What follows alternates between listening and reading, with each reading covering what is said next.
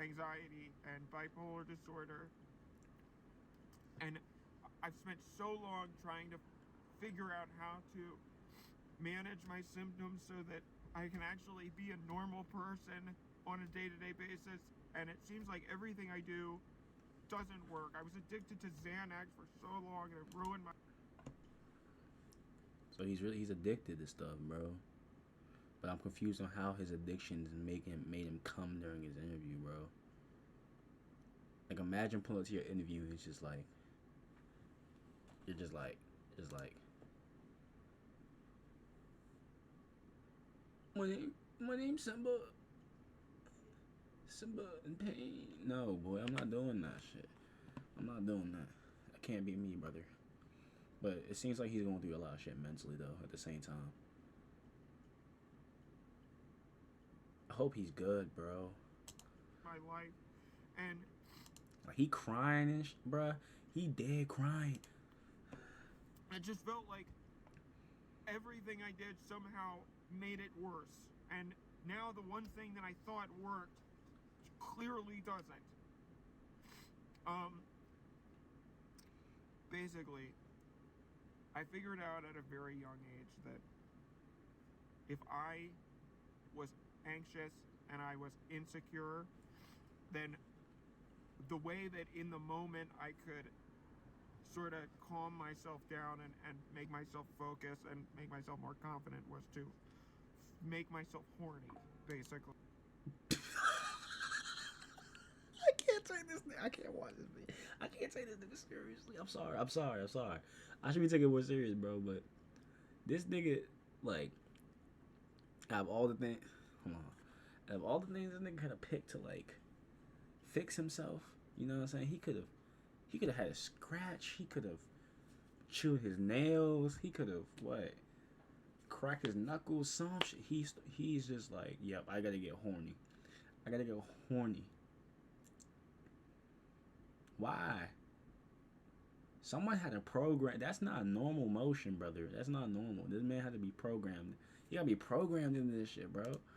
So, thinking about something sexy to the point where I would get physically aroused. So I would, if I get a chubby or that sort of stuff. And most of the time it went fine. It would actually work really well because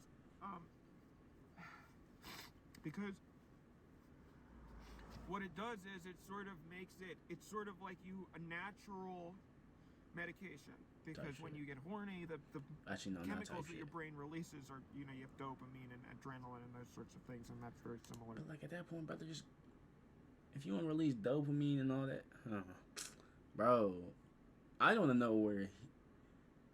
So what I'm getting from is that he was nervous during the interview, and he jerked. How do you jerk off mid interview, bro? The medications that you would actually unless he's like unless he was like edging himself, like how like okay, pause. Like some pants you can like move around, and if you're up and it feel good, or there might have been like a chair he was like pushing up on and rubbing. I don't know. I don't know. This nigga's a freak. He's a freak. Anxiety or ADHD or that sort of stuff. He ain't a freak. I'm sorry. I can't be rude. So I figured I was just going to do that and it would be fine, but I got to the interview and I started having a panic attack as usual in my car, and I pulled out my phone and I started looking at porn and whacking it.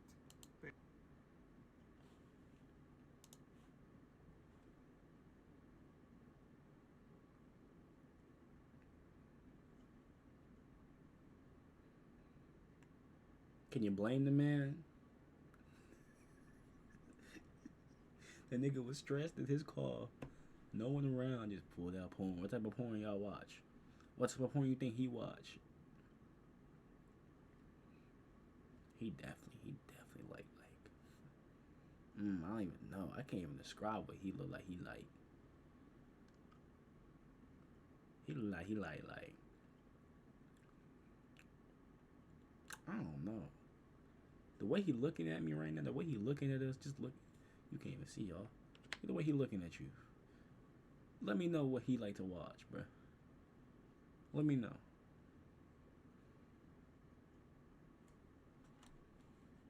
Basically, because that really helps when I have a panic attack. It helps me.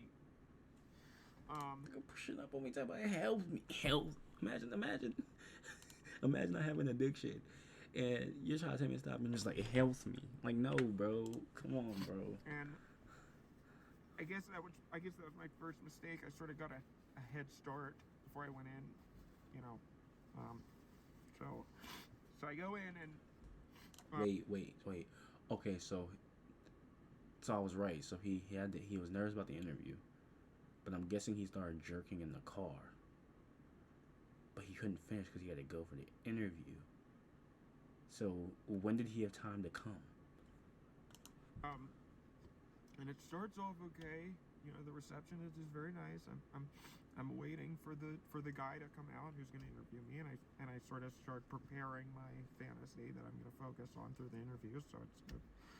For me, usually that's stuff like cocking and pet. Well, I don't. You know, I don't. This nigga's a freak. This nigga needs to be studied. He needs to be studied.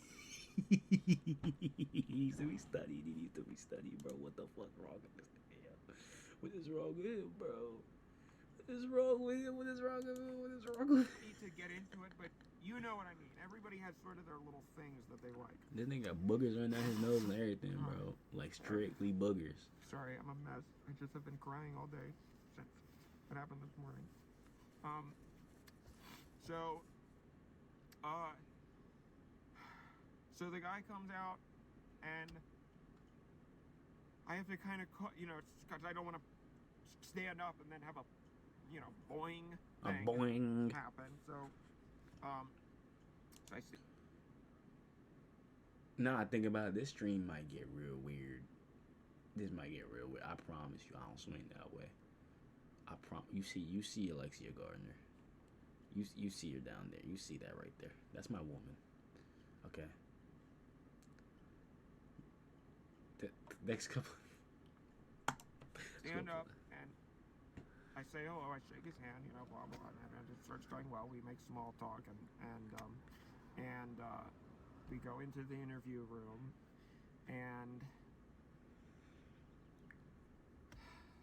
it starts fine. But then the first thing that happened that sort of made it go worse was that on the website they advertised the position as being fully remote, but then in the interview he said that actually I had to come in 3 times a week still.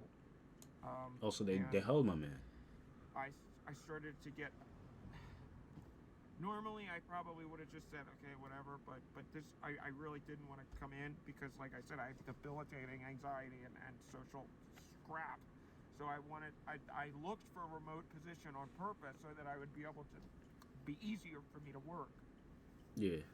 So I wanted to confront him about this, and because my anxiety was getting worse and increasing, I had to sort of make I had to get more aroused. I'm leaving. I can't do this, bro. I can't do this, bro. I can't. Psych now. We're gonna give him a chance, because that song just talked about busting too, bro.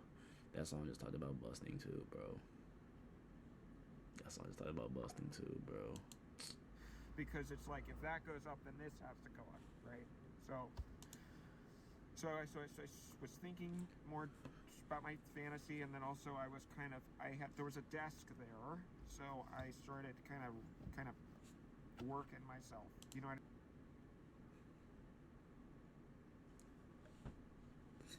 mean? No. Hold on, chat. Hold on. I gotta call us. I gotta call somebody. Yeah, call somebody, bro.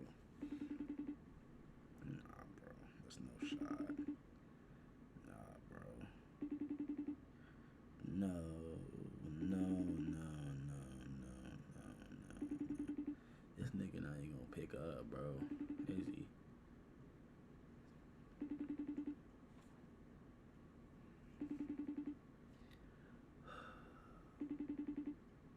You ever try to look cute on FaceTime for your niggas? That nigga ain't even pick up, bro. This nigga L man, I should really leak his number. I should leak his number like shit.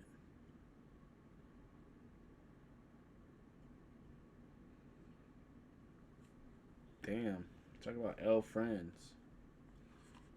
You would think my friends would be in the stream type shit.